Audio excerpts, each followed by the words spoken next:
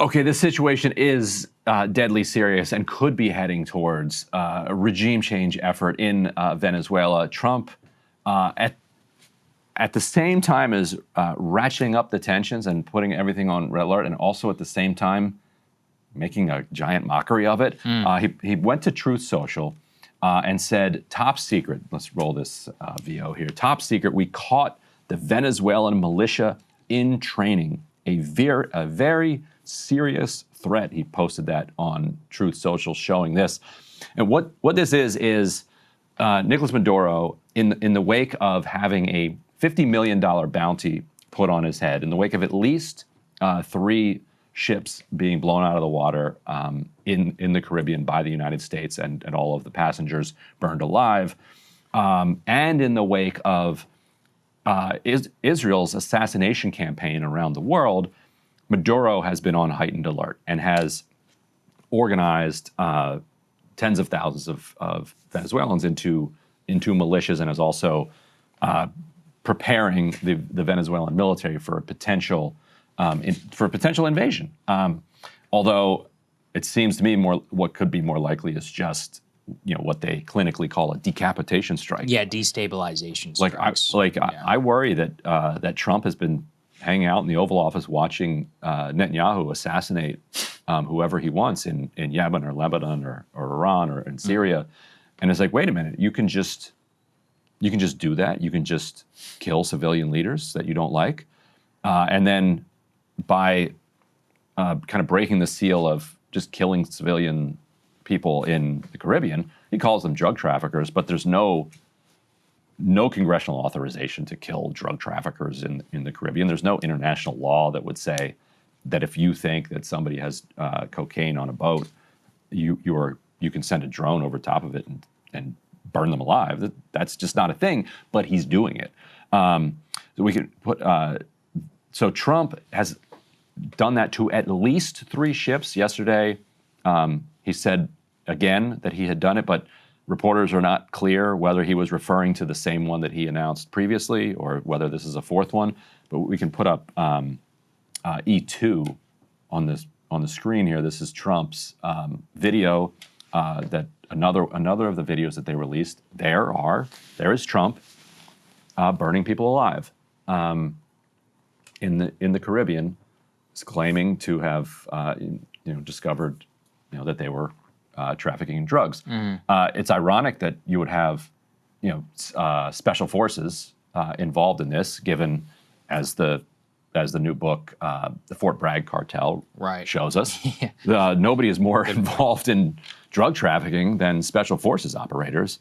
So, at least according to those select group. Yeah, we got a lot of it turns out the U.S. military and intelligence agencies have a lot of intel on which ships are moving around with product. I won't put them all down. There are some I assume are good. I'm joking. All right, I think a lot are great people. But obviously Seth's book was pretty extraordinary. We did see this. I was actually curious for your take on this from the Dominican Republic. Can we put E3 up here on the screen? They say they recovered cocaine from the boat that was struck. It was the first time it had carried out a joint operation, they said, against narco-terrorism in the Caribbean with the United States. What are our relations with the Dominican Republic? Like, is this... They're a client. Okay, so are they going along with this? Is this something they wanted to do?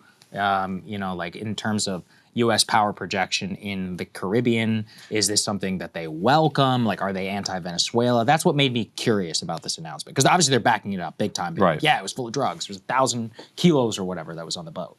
The Dominican Republic doesn't have any agency when it comes to the United States. We tell them, which way is up and which way is down. And also, if they push back remotely, then we're going to look at what involvement various Dominican Republic officials have in the drug trade. The drug trade penetrates every level of government, in every government, including our government, and so it would not be surprising to me at all if we had actually reliable intelligence about which boats have cocaine on them and which boats don't. We've got people everywhere, all over the place here. The question, I think, is about is this any of this about drugs? And that's kind of what I was getting at with the Dominican Republic, and kind of backing up and legitimizing this operation. Like what are their relations with Maduro? Would they want to, like, who wants regime change in Venezuela other than the neocons in Miami? Right, yeah. Well, unfortunately, that's all you need, because the lead neocon in Miami happens to be the Secretary of State. Right. And so if we can actually for a second jump to E5, what really is going on here, and this is according to senior level people that I've spoken to. So this is, the Washington Post had this big story saying DEA faced pushback at the White House, Pentagon, after urging Mexico strikes. So early on in the Trump administration, the acting DEA head urged the Trump administration to carry out Trump's promise to bomb, to assassinate cartel leaders and to bomb production facilities in Mexico. So we promised we're going to do it. Let's go ahead and do it. They got pushback because Sheinbaum is like, you don't do this. Do not bomb Mexico. Right. And B, a lot of the lawyers in the early days were like, you absolutely cannot do this. And C, the chance that you're going to kill Americans is pretty high if you do this. And so they backed off of this. But Trump, and I think one of the few things that Trump has genuine sentiments about is his hostility to drug use. Like, just he personally finds it messy. His brother had an addiction issue. It's always something he has hated. You can just see it in him. It's one of the things I love most about him. There you go.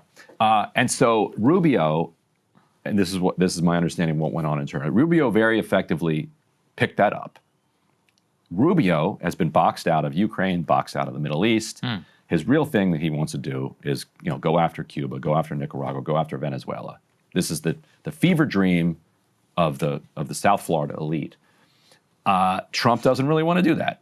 I mean, even though he basically did that in his first term, it's not his thing. Yeah. Like, he's like, what are we getting involved in all of this stuff here? Like, you don't like Cuba, you don't like Venezuela. That's not our problem. He's more, I think he instinctually is more in the Rick Grinnell camp, which is like, look, Citgo wants to sell us oil. They got oil. Who cares? Let's figure it out. You did like 8 coups. It's not working. Yeah. Let's just do this. Let's do business. Yeah.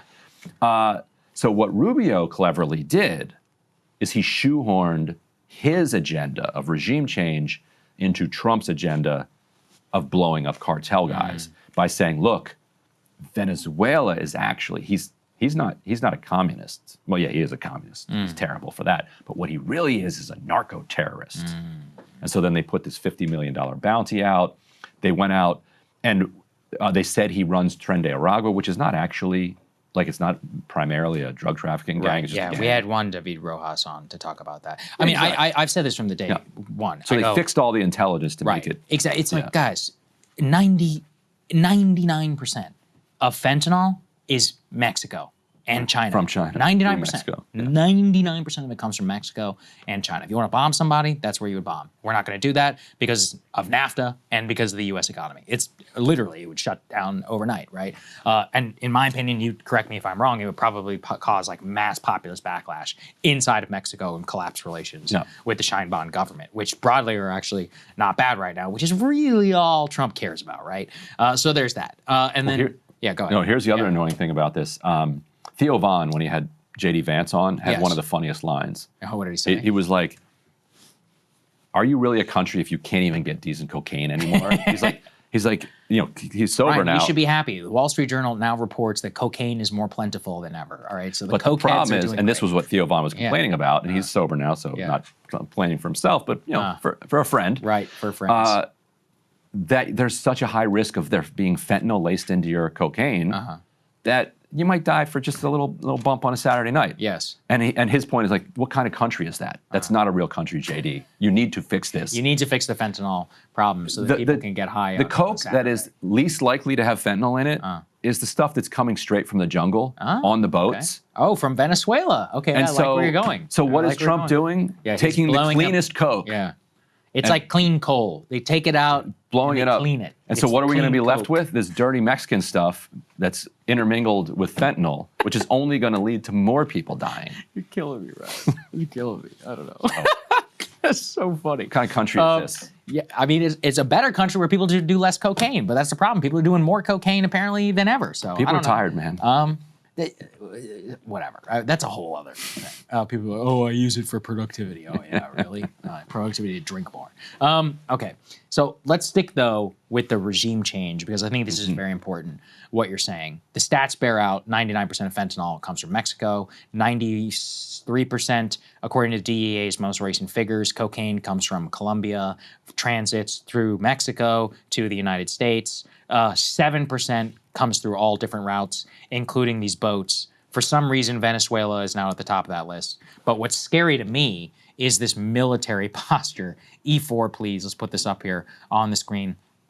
New York Times writes, U.S. military buildup in Caribbean signals broader campaign against Venezuela. Trump officials say the mission aims to disrupt the drug trade, but military officials and analysts say the real goal might be driving Venezuela's president from power.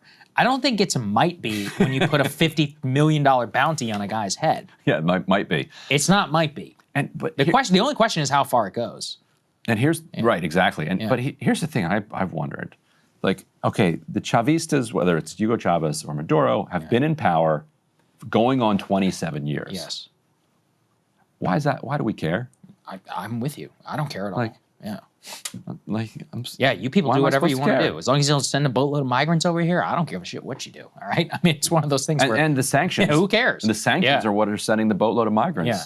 Like, because that's the other deal that is on the table.